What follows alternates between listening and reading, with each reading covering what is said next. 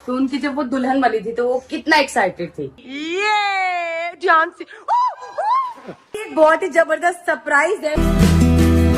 तो guys welcome back to another blog. तो भाई अभी भी जैक के साथ हॉस्पिटल में हूँ क्योंकि इसकी जो तबीयत है उस पर इतना सुधार नहीं आया है। तो अभी बज गए हैं भाई रात के 7:48 और मैं आई थी मानो या ना मानो बच्चों को फूड पॉइजनिंग हुई है किसी चीज़ से।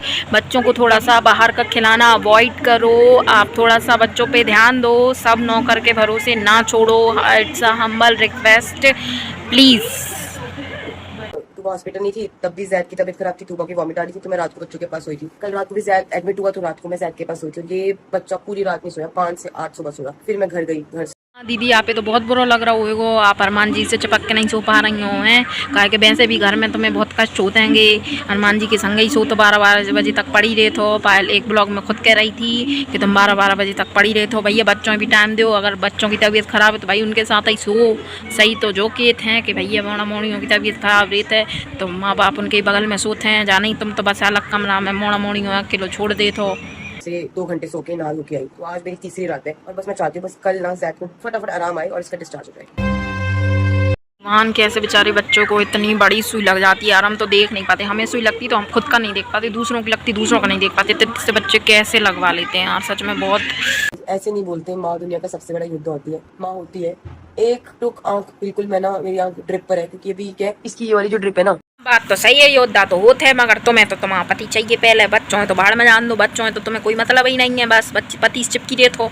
ये तो चले जाओ तो चले जाओ। तुम्हारे जैद की तबीयत खराब थी तो तुम दुबई घूमने चली गई हैं। इतनी योद्धा होती खुद अकेली पालती ना। इतने नौकर काय रखें भाई? सबके लान नौकर रखें तुमने।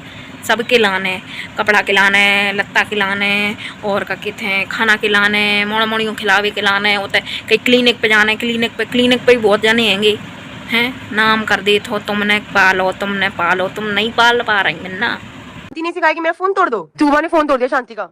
जो तूबा है ना हमारी आजकल ना शांति की दीवानी हो गई। शांति इसको ना दिखे ना पायल गोलू बहुत रोती है फिर। वहाँ पे भी इतना रो रही थी। नहीं तो हुई है मोड़ा मोड़ी रहते हैं प्रेम के भूखे दिन भर शांति। तो मैं काम करती हूँ, बच्चों को खिलाती हूँ पिज्जा। चीकू पिज्जा खाना है तो भाई चीकू आज मना कर रहा है पिज्जा के लिए क्योंकि चीकू को लगता है वही पिज्जा पसंद है जो वो घर पे बनाते हैं। पिज्जा आ गया। जिसके लिए पिज्जा बने वो का है मुझे तो लगा अंदर है। तो ये तूबा का स्टाइल है पिज्जा खाने का। तू भाई कैसे खाए बेटा? ये कैसे खा रही हो?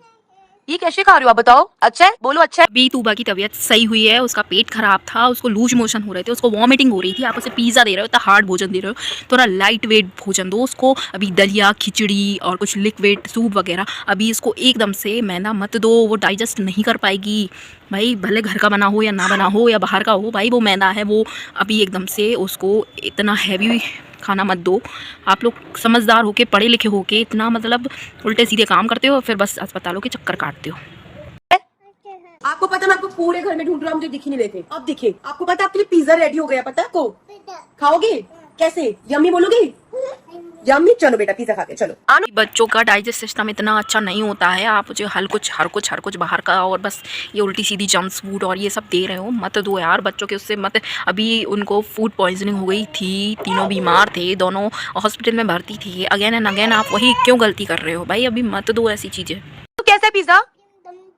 तू यम्मी आनो यम्मी बोलो यम्मी मम्मा खाओ। तो भाई टेंशन मत ले।